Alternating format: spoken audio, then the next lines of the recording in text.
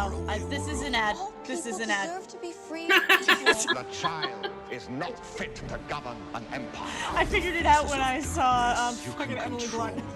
I was like, wait, I'm pretty sure Emily Blunt was not in the D&D movie. This has got to be some twisted magic experiment gone seriously wrong. Have threatened to conquer a kingdom. What can I do to stop Profion? If you can obtain the rod Sure. of Severin, I would have you could regenerated it if you control wanted. red dragons. I suggest This we is lay low, let the literally whole our thing blow over, countdown. come back, rob Oh everybody. wait, I There's have one I have small to open it up. problem. Okay, so I got the I notification. kind of committed us to find It's literally our countdown. I was just like, did you just have the video on me? And he was like, wait, what? And I was like, I just have the file. I don't even need to change the font. I hate when you say that. Stealing assets. Oh, I see it.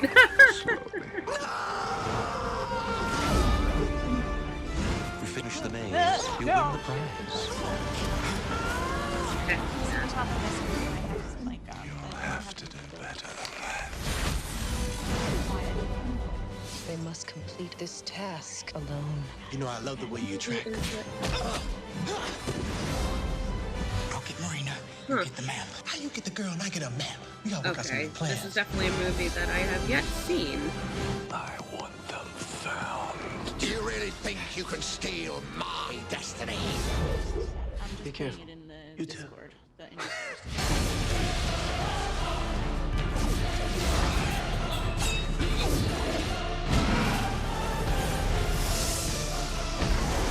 Oh, don't tell me this is Dungeons and Dragons of the Oh, it is, yeah.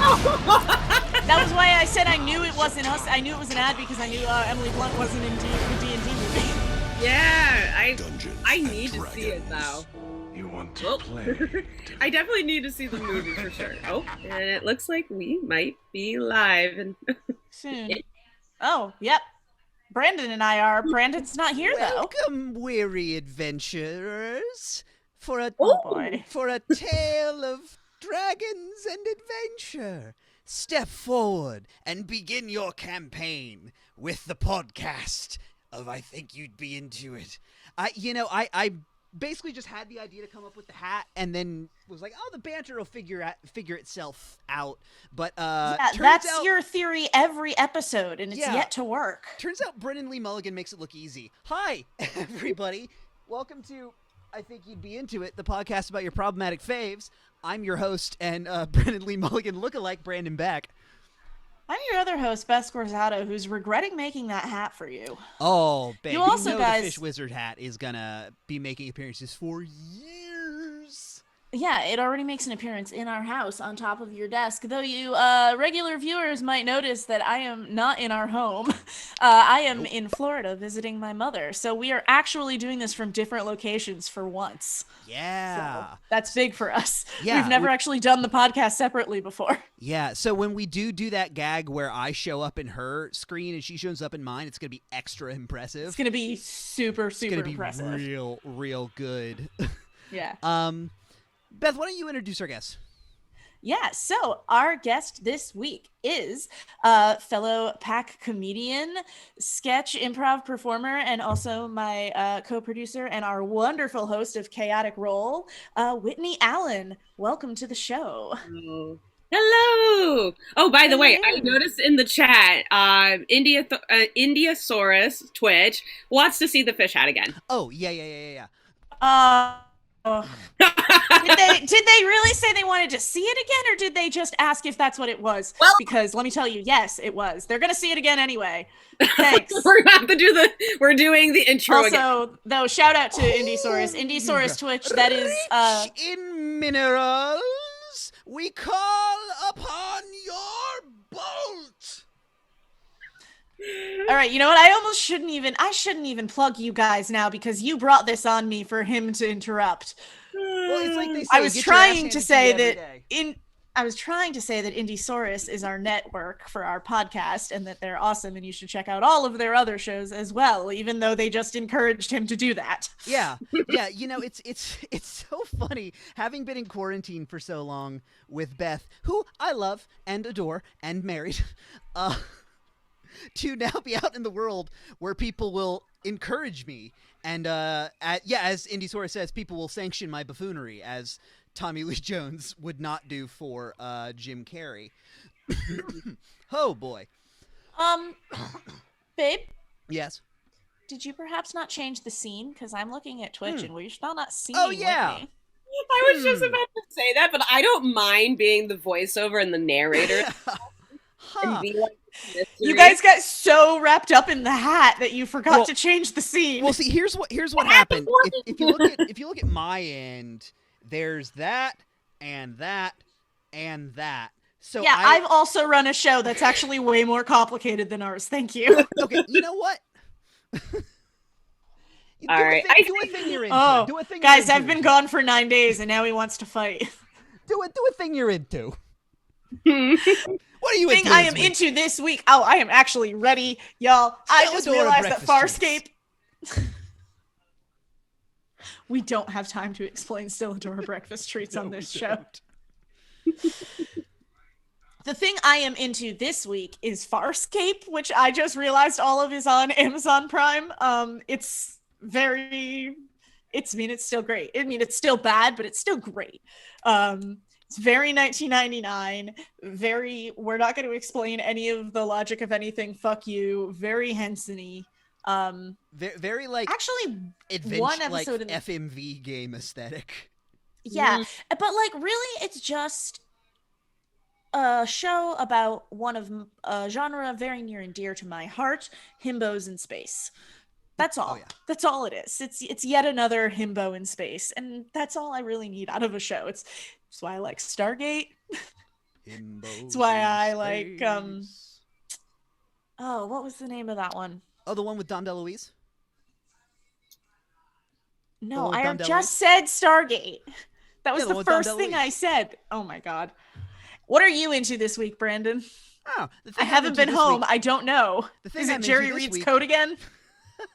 No, it's Jerry Reed's turtleneck this time and his blue boots from the time he played Eastbound and Down. Okay, but was I really wrong though on a technicality? No, I actually thought for a second about suggesting Jerry Reed and Chet Atkins guitar duets as the thing I'm into this week. No, what am I into this week? Oh yeah, the thing I'm into this week is Marvel's MODOK. Which is yeah, that was so good. The new Marvel thing starring Patton Oswalt as this like little turd who flies around in a fucking chair. He has a very big head, very tiny body. He's like a living Funko Pop. Yeah, basically, and like. There are versions of MODOK that are kind of like serious, like he's the bad guy in the new really bad Avengers game that came out earlier this year. I thought you liked that. It was fine. All right. It barely ran on my PlayStation. That's not the game's fault. Fair, isn't it though? But it stars Patton Oswalt as MODOK, and rather than playing him as like, you know, a serious like super scientist, he's just like the most petulant little shithead in the world. He's entitled, he's arrogant. It's like Patton Oswalt doing the like, you know, most Patton Oswalt. It's just Marvel Robot Chicken. It's exactly Marvel Robot Chicken, because it was made by Stupid Buddy. But it's mostly puppetry, and it looks really cool. It starts off really feeling a lot more like Robot Chicken. Like the first couple episodes, some of the jokes are pretty forced. It feels like it's like trying real hard to be like, we're the Marvel show that's gonna say bitch. Yeah, I didn't love the first couple episodes, but I gave it more because I feel like many pilots are not reflective of the quality of the show ultimately. Oh, yeah. Yeah, and once it becomes about I enjoyed it the more I went. Navigate a divorce, it gets really good. Like there's an episode about like a midlife crisis sort of group of supervillains, and the voice cast is insane. MODOK, like I said, MODOK's Patton. His daughter, who's basically another little MODOK, is Melissa Fumero from Brooklyn Nine-Nine. His other son is Ben Schwartz, aka Jean Ralphio from Parks and Rec. John Hamm is Iron Man, which is so perfect because he's like, they play Iron Man in this thing as just like the most smug asshole.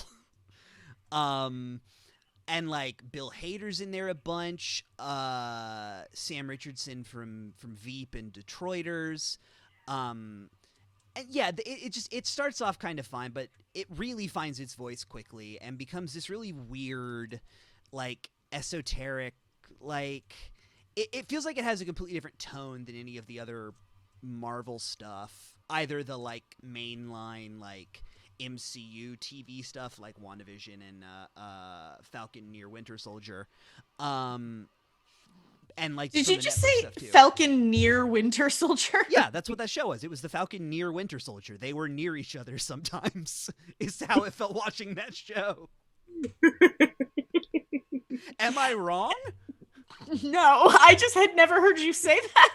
Falcon Near Winter Soldier. Yeah. Yes. And see, here's how you fix that show. You start it off. Episode 1 is just the therapy scenes. Episode 2 is all the stuff with Baron Zemo, and then episode 3 is when it's just Bucky and Sam like working on a crabbing boat, and there's no superheroes, and it's just shots of them like with longing in their eyes near a Louisiana sunset. That's how you see. fix That's because Falcon Near unlike Winter Soldier. apparently J.J. Abrams, they planned their show. Yeah, right. Hachimachi. Did you see that, Whitney? Did you see that article No. this week?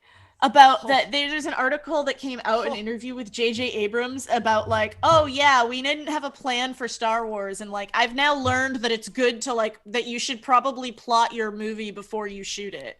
Yeah. And I was like, what? The I'm sorry. only plan they had What? for the third one was apparently fuck Ryan Johnson. Yeah. It was just like insane. I was just like, I cannot believe that you were given money to do this. I don't know. It also doesn't surprise me though. When you're just that high up in the movie industries, like you can do whatever you want. But I'm just like, you know what though? Like knowing that you prior to this weren't plotting your movies before shooting them really explains a lot about your movies. It really does. Really explains a lot about a lot of J.J. Abrams movies. Yeah. Before we move on. But anyway, Brandon's into MODOK. Yeah. Before we move on from Star Wars, here is my space boyfriend. Okay. So yeah, MODOK is really fun. There's like one joke in every episode that fucking just destroyed me. Like look out for Loaf Night. Loaf Night. But yeah, Marvel's MODOK. Check it out. Really do give it a little more than like the first couple episodes, because like it can be a little grating, but like it gets really good and humane in a way that I was sort of surprised by. Like the end of a couple of the episodes like genuinely affected me, which was surprising. 4 or 5 episodes into that thing, honestly. So yeah, MODOK. Nice. All right, Whitney, what are you into this week? So I live on YouTube essentially. I'm not as I wouldn't say I'm not as enthusiastic about like mainstream movies, so I always like default to like more laid back stuff. Mm-hmm. The one channel that I've been watching recently is called Absolute History. Okay. It's pretty much like white European history and like talking about. Always is. I know it always is, and I don't know why I get sucked into it, but it's just knowing about like the proper English people and how they had to survive and how the simplest things like stairs killed people. Mm-hmm. Which is like, holy mackerel. When you put it that way, that makes so much more sense. How did not more people die during that phase of life? Yeah. Yeah. There's a YouTube channel called Weird History that does a lot of similar stories of like, what was it like to date during the Renaissance? Yeah. Who cares? I do. I want to know that. Like Okay. There history. are way better things to know about the Renaissance. Are there though? Yes. I want to know how people were getting down in like those stinky shit covered Renaissance streets. Come on. Look, I want to know okay, how my great I'm great about to call out. great I'm about to call out. grandparents. I'm about to call out someone that will never ever see this, so it's fine. And I'm not going to use their name, but Brandon, you know this story. I once worked with an author who was hired to write a book for us about Yes. Renaissance Venice. And one of the biggest notes I had to give her on her first chapter was that she had written steamships in the harbor. So yes, there are more important things to know about the Renaissance, like that they were not, steam power was not invented in the Renaissance. Oh, that was the first laugh I had when I heard. I was like 22 and I had to tell this grown woman that there were no steamships in the Renaissance. It was beautiful. It was beautiful. beautiful. It was so bad. That whole series was a nightmare. So what is it about absolute history that like really sort of speaks to you? Sorry, we got sidetracked. No, that's kind of part of the show. Hey, that's all right. I think I'm just like a random, like, I wouldn't say I'm like a historian connoisseur, but like random stuff like how did people make cheese, or that shit I love. Yeah, so like they'll have episodes like that. There was like one episode I was watching where they were trying to breed sheeps, and there was like this method where they would find like the ram, and then they would have the I forgot what you call a herd of female sheep, but essentially you have a herd of ewes. Ewes, yes, that's what it is. And I guess what they do with the male ram is they take like this paint, which is like mixed with pig lard and some sort of like color. They'll paint it under his legs, so that way they'll keep track of which sheeps have been impregnated. And it's like, whoa. Oh, that's really cool. See, yeah. I think what it is, Brandon, is I don't give a shit about the sociology. I don't want to know about the culture of the Renaissance. I want to know shit like that. Yeah, I want to know how people made things. Oh yeah, that's fair. And it just comes down to what kind of historical kink you have, and how people die too. Like I said, they have, like people died from falling downstairs. There was a specific type of plastic that was made like in the 1800s, like late 1800s, where it looked really nice aesthetically because they wanted, like, because there was a caste system, people wanted to buy stuff that looked luxurious without breaking bank. However, the type of plastic that it was caught on fire easily, so it would like explode if you were fire. No. Or if I think there was a story that they mentioned, like this woman, she's dressed in this nice gown that is made out of this plastic. Unfortunately, someone dropped a cigar and it started smoking. And what happened was it started running out, and because of oxygen and more friction and wind, she got set on fire, like the background. So I'm not laughing at the fact that no, that's so cool. See, that's the kind of history I'm into. That's the shit I'm super into. I'm into shit that's morbid. I'm into shit that's morbid, and I'm into shit that's like mechanical. So exactly like a serial killer. Do you guys know the story of some emperor? I think it was a Greek or Roman. Had this thing invented, this torture device that was just this like golden bull that you would put someone in and then like basically light a fire under it. Oh, and then and you would cook them. That was Minos. That was King Minos. And like their screams would come out through its horns in a certain way, so it sounded like. And like the way he tested it was with the very aware guy of that. who made it. He said the artist, get in there, let's just see if you fit, and then he fucking roasted it. Yeah, cooking people alive in the bowl. Yeah, I'm very aware of that. Let's test this out, sir. Anyway, speaking of shit that you read about in myths, let's talk about D&D. What up? Sometimes I do good transitions. Yes, very adventurous. Oh no, he's gonna go into the voice again. Bring the hat back. He will. That thing was custom made for him. It fits him like a glove. It really does. And especially better when I don't put it over my headphones. Yeah. I had to make that fabric. But yes, Dungeons and or Dragons. And or. how did you come to D&D? Because I've noticed a trend that a lot of people are coming to this game later in life. Like, I never played until I was like 30, and now I'm in like 2 different campaigns. Really? Yeah. All right. Yeah. So you had one today, didn't you? No, but I had a conversation with one of my dungeon masters that you wanted me to save for the show. But I'll get into that later. Okay. But yeah, no, I am in 2 campaigns, and they're both very fun. Nice. So for me, so I was dating someone at the time, and they were really into it. Like, they did it in high school, and I wound up tagging along. It was like around college.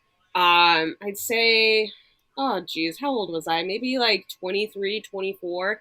And they were like one-shot campaigns. Well, that's kind of a oxymoron. They were like one-shot series. So it's like, oh, I try out this character, we'll see how it goes. And I really liked it. We'd spend like hours in someone's I'm calling it a treehouse or like this giant shed, and we would just play out like their imaginations. And I always found it to be fun. The thing was, though, I didn't really get fully into it until last year, where I started learning more about the rules, the mechanics. I even got to DM a one shot for Christmas. It was like a holiday themed one, and that was a lot of fun.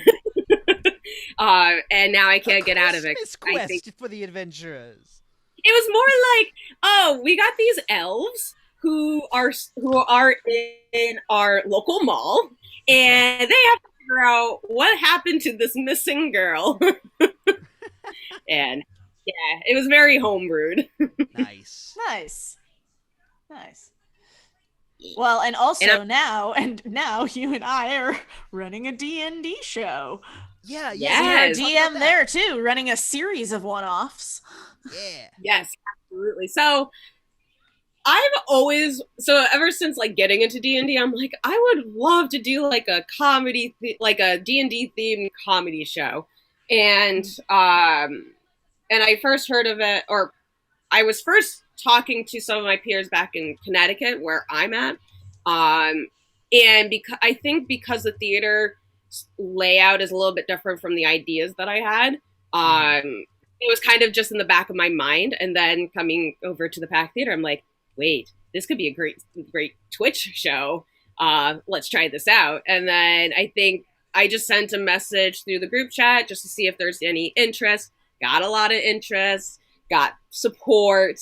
And it just took me a little bit longer to get the ball rolling, just because I'm also balancing with work and classes, stuff like that. But pretty much for those who are hearing about Chaotic Roll for the first time, the whole premise, the reason why it's called Chaotic Roll, is because there is a time component, because we're trying to do fucking shit up. Yeah, we're essentially doing a D&D session in about an hour, which is insane. Yeah, which is wild. And not even, because we steal some of their time by making people vote and watch sketches. Mm-hmm. So really, we end up making them try and do it in about 40 minutes. I mean, both of the campaigns I'm in, we stop and watch sketches about every 45 minutes. Like, do a battle, and then go watch some Kids in the Hall, and then come back and get your gear, and then watch another Mr. Show sketch. And so you do a bit, and then watch a bit, and then do a bit, and then watch a bit. You bit your ass, I do. Fuck you. Woo!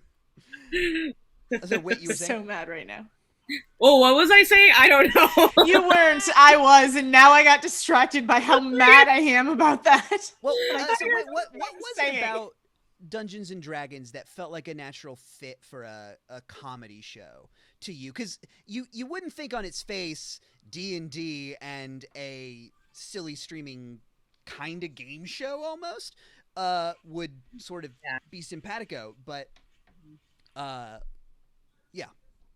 yeah. So what I found to be interesting is that, I mean, the art of improv is very close and dear to D&D. Mm-hmm. You're pretty much improvising on the fly as to what your character's going to do. Are they going to attack? What are the consequences that the DM is going to tell you? So I think naturally it does fit very nicely with comedy. Now, as far as the streaming component, I think that was just a new opportunity that didn't occur to me until I got connected to the Pack Theater. Because I think having a show like Chaotic Roll would be super hard to do live. And especially oh god, yeah. It would be very tough. I disagree. I think you could do it live pretty. Like if they can do Adventure Zone live to an entire theater, I think you could easily do Chaotic Roll live. Oh, that's we'll fair. talk. We'll talk once. I'm not saying I couldn't figure it out. I'm saying I don't want to. Fair. I also it threw into the Dunk Zone a picture of the man who invented improv. Stupid. Call it mockery. Yep. Why are you like this? Fantastic. You married me. Colin Mockery sounds made up, so actually I will let him be the king of improv. I mean, I'm okay with it. I mean, when I first heard of improv, it was from Whose Line Is It Anyways? And Colin. Oh yeah, that's the joke here. But, Like, so, Whose Line was speaking of, legitimately if my anybody first watching appointment television show. Yes. If anybody watching, if you play D&D and you have like a really sweet character name, please put it in the chat. Yeah. I love D&D character names. They're all so perfect and stupid. Yeah, every single one. Hit us with your character names. I don't even care if it's real. If you just have had one in your head, if you just have a really good name, please put it in the chat. Absolutely. Like, I'll even start by saying, like, I got 2 characters for 2 campaigns that I'm part of. Yeah. So the first one, she's an orc ranger. Her name's Agathena. She's pretty badass, but also kind of a bitch, but that's why she's a badass. And the other character who I just started playing maybe about a month and a half ago, is her name's Chickapee. And she's like a little gnome. And she talks something like this, and she's just super excited because she's both bard and barbaric. So she has huge, extreme emotions. So depending on what the type of encounter. Very good voice. Yeah. She's trying to be so cute. Brandon only has his voice, and his voice with more of his accent. Mm-hmm. Mm-hmm. No other accents. Nope. What do you like about playing her? Chickapee or Agathena? Both of them, really. So what I like about Agathena, I think part of it is also therapeutic, because when I created Agathena, I was going through a rough patch with relationships and just with life, and I think Agathena was kind of like that outlet to give myself an opportunity to not be super nice, or because like when people meet me, I'm super nice, I'm friendly, and I'm adorable, but I can be a downright bitch, and I think Agathena is just like that great opportunity for me to call out some of my teammates, the other players, and be like, I don't want to do that for you. Oh yeah, half the fun of D&D sometimes is messing with your friends. Yes, so I get to do that. Half the fun of any game is messing with your friends, or at least the way I play them. Yeah, so I don't know. That's like when, like, I remember in college and you'd play apples to apples, and everybody would have to be like, "Are you guys gonna play it seriously? Are you gonna play it for jokes?" And then like everybody invented Cards Against Humanity and just ruined everything. Yeah. Here's a picture of Agathena. I do. Yeah. Right. Perfect. All mockery. Nailed it. Yep. My 2 D&D characters at the moment. The first one, I've been playing him in a campaign for maybe close to a year now. His name is Bubba Stubbs. He's an Aarakocra, which is a warrior bird. But the idea was basically, what if Jimmy Buffett was an actual parrot? So he's like, his chest is purple and like green down to here with like some like coloring on his Didn't feathers. you make me make a mock-up of him once? Throw that in the Dunk Zone. You might have. I don't know where it is. Well, that's because you have a nightmare of a desktop. That's really not my do. fault. I really do. But Bubba Stubbs is a just insane murder bird, but who has this like, "Hi y'all, how's it going?" sort of vibe, and does a lot of like catchphrases and puns, and he has a little steel drum that in one of our sessions I went into a gift shop in a beachfront town and came out with a bumper sticker that said, "The weather is here, wish you were beautiful," and put it on the side of his steel drum. But he's also the, like, fighter for our team. So he goes from just being this, like, complete weird, music bird to just, like, hell screaming and, like, stabbing people in the throat. Wait, is Bubba Stubbs both bard and barbarian? He's not a bard. He's a fighter, but he has. It's a hobby. Yeah, yeah. It's a hobby, not a calling. Exactly. Like, the character of Bubba Stubbs is a renowned singer-songwriter.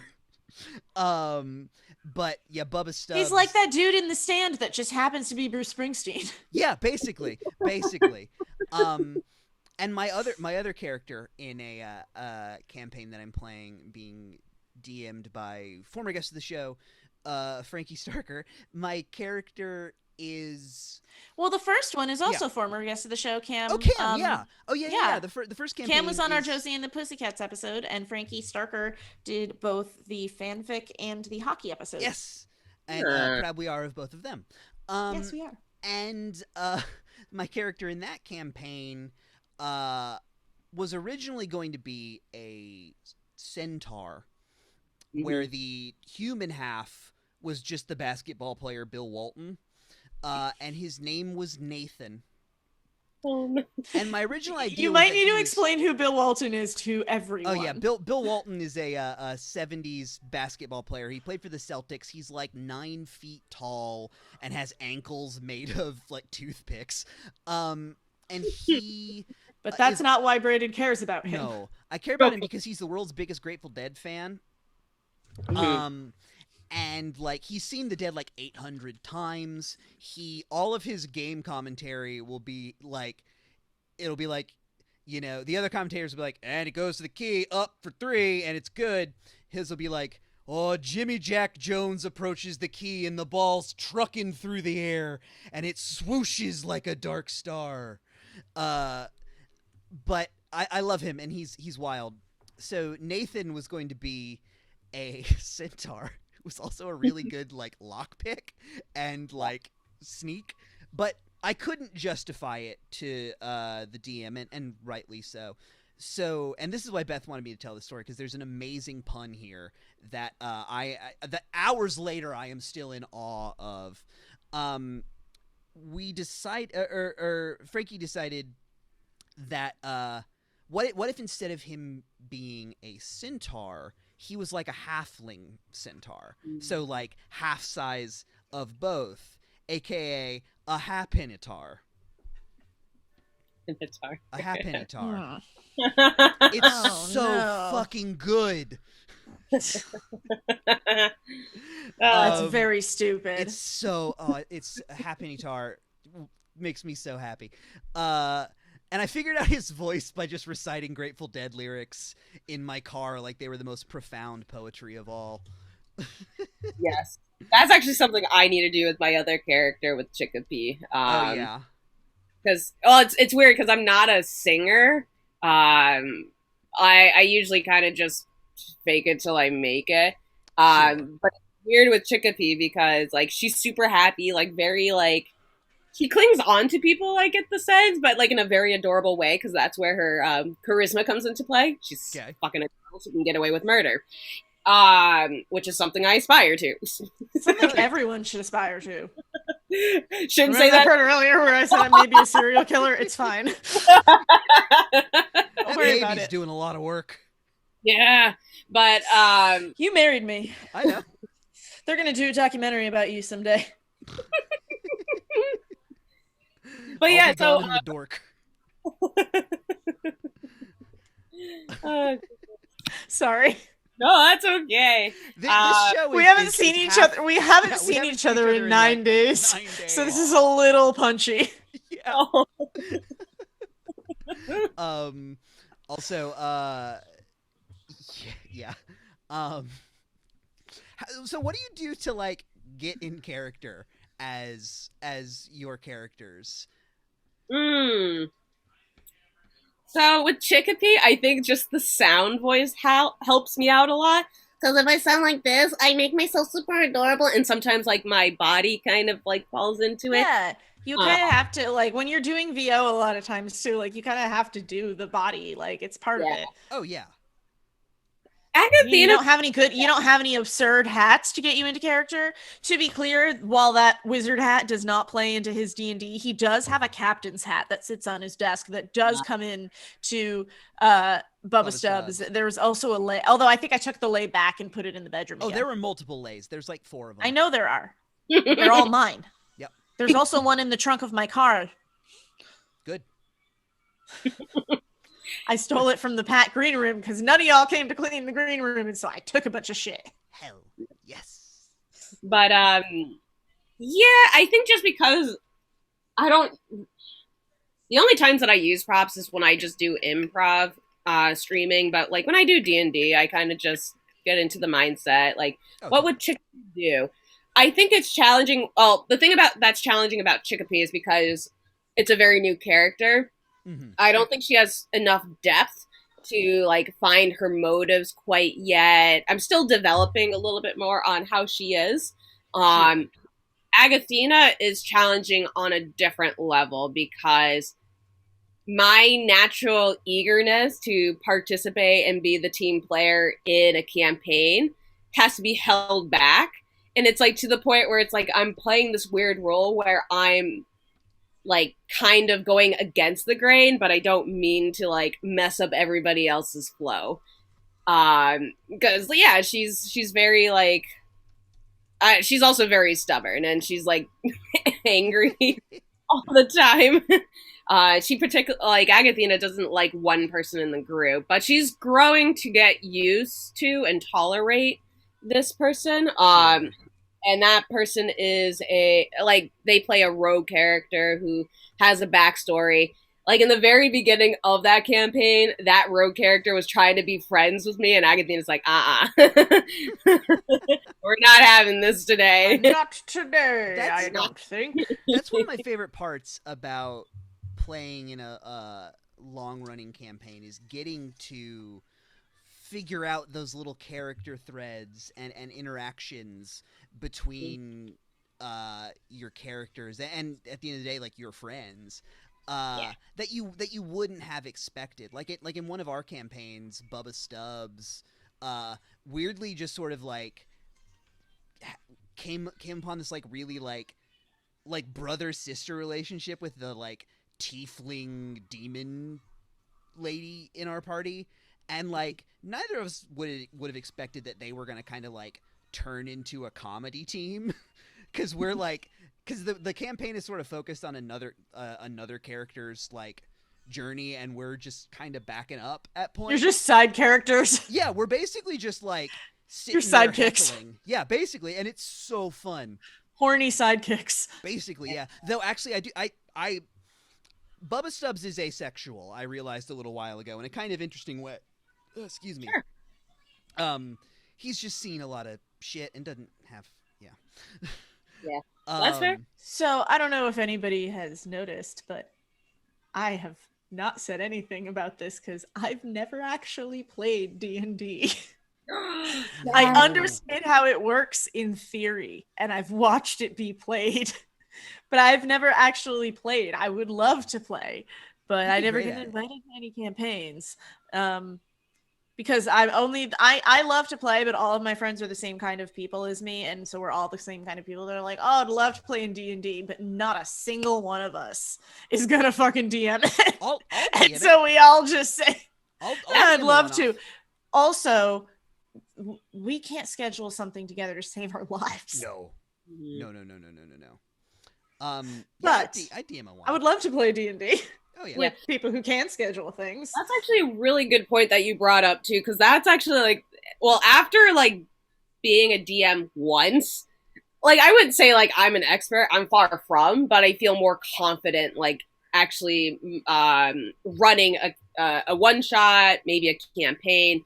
But the two things that are critical is one, someone volunteering to be the DM, and not a lot of people feel like they are capable of, when in actuality, you'd be surprised how far you can go. It's crazy. That seems Because like the most fun part. It's just like, I think there are a lot of people that would be good DMs that like the rules of it wind up getting in the way. You know, like Yes. having to, you know, handle all that shit. Like there are so many people that are great storytellers that I know that would be incredible DMs, but just because they don't know how this very complicated game works, they haven't been able to do it, which is a bummer. yeah, the mechanics kind of, they can be Yeah, intimidating. it feels really overwhelming. Like even when we were setting up ours and I said I needed the characters' names and you emailed me and you said, "Do you want the character sheets?" And I think I literally just wrote back like a bunch of laughing emojis and was like, "No, I would have no idea what to do with that. Not a I problem. just need their names for the banners." Yeah, but I think the one thing about being a DM is that at the end of the day, you are the one who establishes the rules, or the rules. The book You are the house rules. is just a guide. Yeah. So if anyone listening in, considering being a DM but too afraid, that's one tip. Like the other, rules and like the vibe. yeah, the vibe you said, right? Yeah. Okay, cool. Yeah, the vibe and timing. The hardest part is scheduling a time. Yeah. That's why usually for me, my D&D sessions are on Sundays. Understandable. Actually, yeah, because it's like I don't have as many things going on. That's usually the day of the week where I wind down, get ready for the weekday. Sure. Saturdays tend to be a little bit trickier. And then sometimes during the week, depending on how late in the evening it is, it can be also tricky as well. Yeah, I know a lot of people play mostly on weekends, but Yeah. it's interesting because, not to like get into the pop culture of it, but like, No, go for it. It's so funny because like it's such a casual thing now for people to just like have a D&D game, and it's the same people that, you know, all those movies about how uncool those people were in the 80s. Like it's one of those things that has like just completely gotten not a makeover, but like an image change with the like era of the nerd or whatever in like a big way. Like some things have aged better than others, and somehow this has aged super well. Well, there's also not like the like conservative scaremongering about it anymore, right? Which so, like I think both helped and hurt it at first, honestly. I think part of the reason why I think D&D became so successful, based on like some of the interviews I've seen from people who have been playing, is that they've made it a little bit more inclusive. So I mean, way back in the 80s, like D&D was considered like witchcraft, and people. So was inclusivity. So yeah, you know what? Great point. But I think when people are like, okay, so you can have characters that you can express their sexuality through that way. It gave people. I think I remember one of the interviews. I wish I remembered exactly which one. I think it was the Adventure Time podcast that Brennan Lee Mulligan does. Dimension 20? Yeah, from Dimension 20. Yeah. And I think one of the interviewees was interviewees? Yeah, no, interviewees, yes. Oh, great, my grammar's on fire this evening. That's just your background. You got it in one. Yeah. Essentially, they were talking about how it gave them an opportunity to understand their sexuality and like grow from it, because your character, it's pretty. It's like low risk role play. Yeah, but it's also like consensual too, because like you talk with people about it, and it's like low risk, not experimentation, but like ability, like expression, like safe expression within like safe boundaries when that is something that you still need to test. I mean, that's why most people don't play characters that are just like themselves, you know? Yeah. Exactly. Which I guess means I'm a weird murder bird at heart. I don't know if that tracks, because birds suck. Birds suck. I hate birds. Half I horse, do not half enjoy hippie, birds. all man. I do not enjoy birds. I usually go to the LA Zoo once a year and just yell at the flamingos, but I didn't get to go in 2020, and I think that that is why things are bad. Oh yeah, I forgot. Actually, no, I didn't get to go because of COVID. That's I didn't true, get to yeah. go because of COVID. I was supposed to go with Josh when he came to visit us, but I didn't get to because COVID stopped me from yelling at the flamingos. And the birds didn't get their comeuppance last year, and you watch. I need videos of this. You yelling. There are videos of this. I want a video. There are? Somewhere on her Facebook. Oh my god. Somewhere I could probably find them, but I need to find them.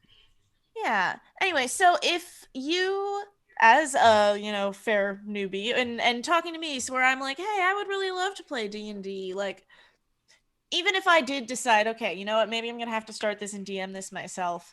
Like, what would be your tips for a beginner?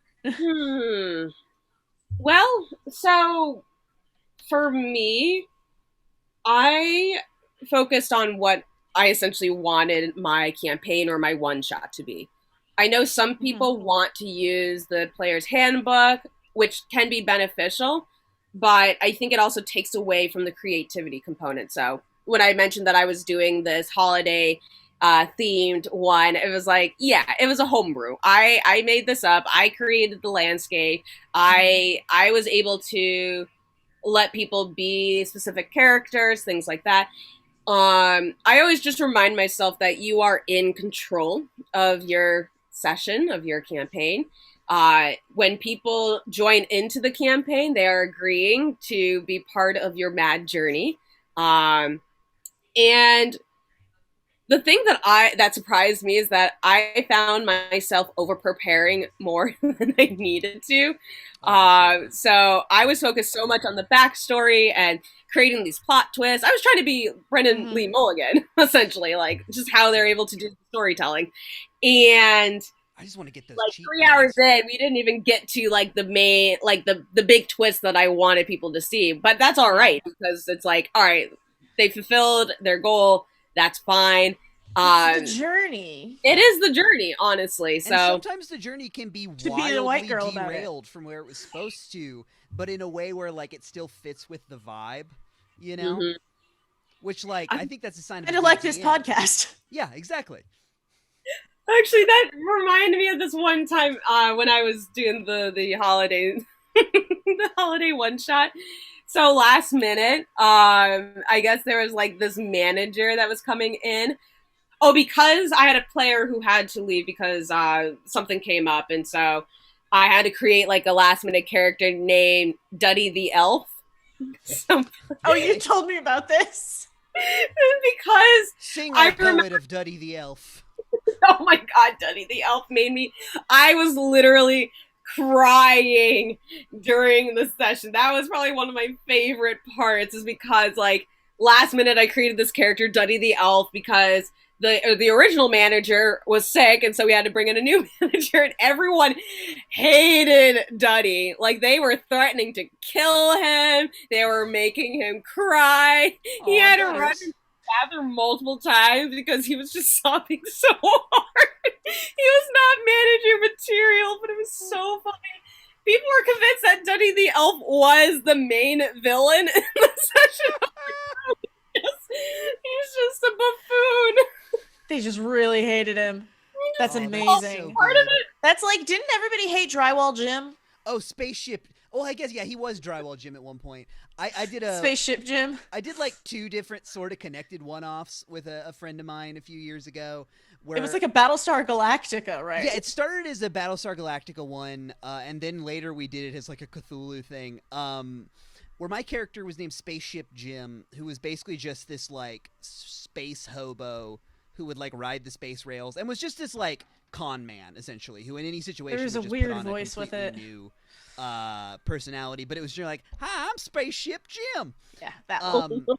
But in our second campaign, we did and my DM sort of wanted Spaceship Jim in there as like a stress test for the game, because Spaceship Jim will always make the most chaotic choice. the most chaotic choice, but that also makes sense. Like the idea was for never to just be like fucking crazy, but like a logicked, like, what's the wildest thing I can do here? And Spaceship Jim is the embodiment of go big or go home. basically, yeah. And he wound up almost immediately derailing the game because it was about like a bunch of FBI people in this town, and there was like, I think, werewolves or something happening. But I think so too, yeah. To get out of a situation that Spaceship Jim was in, he, using a series of preposterous nat 20s in a row, was able to convince the entire FBI that the werewolves weren't the problem, it was the murder mist that was indistinguishable from normal mist, except it was mist that could murder you, and it could look like anyone or anything. Oh, no. So suddenly we went from like this like crack team of FBI people that have like turned this hotel into their home base and are like trying to wreck things, have just completely turned on each other and like are like pulling guns on each other and just being like, but you could be missed, but you could be missed. Ooh. And because of that, it made it impossible for us to get to the end game. Oh no. Yeah, he broke a game. He broke a game with his character. And I broke a game later. I broke the game. It was either there or later when we were all in this church with this priest who like pulled open his robes at one point to reveal that he was just strapped with C4 and was basically like, come, children, follow me to salvation, and like walked out the door, and we were supposed to follow him. And so I just like looked at the other two people, whipped out my gun, and just unloaded one into the C4 and just blasted him. And when I said I pull out my gun and discreetly fire it at the guy, my DM was like, are you kidding?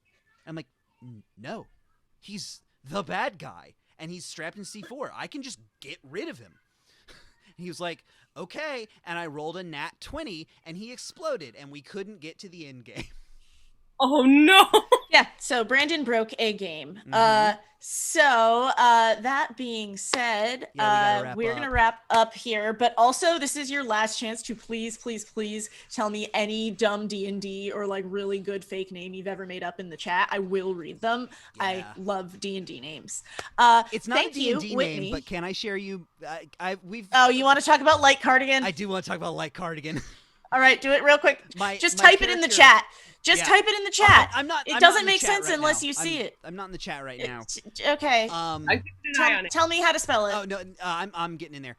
My character in Knights of the Old Republic, I named Light Cardigan. LYTEKAAAARDIGAN. Light Cardigan. Yeah, please drop that into the chat. It doesn't make sense unless you see it. Yeah, so Whitney, thank you for joining us. If people wanted to find more of you on the internet and your work, how could they do that? If you'd like them to, or you can tell them to fuck off. Well, I won't do the latter part. I won't do because I like attention. Please come follow me. So, I'm on Instagram at Waddles Barkley, and I do have a Twitch. Sorry, not Twitch. Wow, TikTok. I do have a TikTok account that I haven't touched in a week, which is probably not good. But I'm on there, so, and it's also same thing, Waddles Barkley. And then our Twitch show that we're working on finalizing and getting it on a regular schedule. You can find me on Twitch. I feel like you'll find Chaotic Roll. You're also on Disaster Time, which is every other Wednesday at 8. Yeah, I'm taking, but definitely watch Disaster Time. It's definitely very similar theme to D&D, and the people who I improv with are fantastic, and they are insane in the best way possible. So also, we've talked about a lot of pack shows tonight on this show, and we just want to remind you that they are the channel hosting us. They are rad. They have classes, and you can donate to them. There's a Venmo right below me. And yeah, Brandon, what about you? What do you have? You can find me courtside at the next Dead and Company show at the Forum. We're so ready for this. In the fall tour, John Mayer. No, you can find me all over the internet at Hell Yes Brandon. on all of the things. Go to brandonbeck.bandcamp.com for some of my tunes. Inkblot is back in action. We're splattering all over the place. And Inappropriate Things, my other band, we're gonna probably start doing shows too soon. So check both of those out. Follow him. Follow him on his stuff. Yep. I don't have anything as usual, but you can follow me everywhere at B Scores. You can see that right above you. But the easiest way to follow me is to follow the show. You can follow us at IntuitPod on Twitter or #IntuitPod on Instagram. Thank you as always to Kaylin West and Tiny Stills for the use of our theme song. Starting Over is a lot like giving up, which we don't play on this, but it's a banger and you should go listen to it. Also thank you to Indiesaurus for having us on their network and hosting us on their channel tonight. If you are watching here on the pack, please stick around. Apocalypse Tips with Lester Pips is next, and they are awesome, and you should watch their show. Absolutely. That is all. All that being said, podcast over. Bye. Fucking dumb. Thanks, guys. Dark star shatters, pouring its light. Please stop this bit. The Only you can end this stream and my nightmare. Reason shatters. They're gonna cut us off. Podcast over.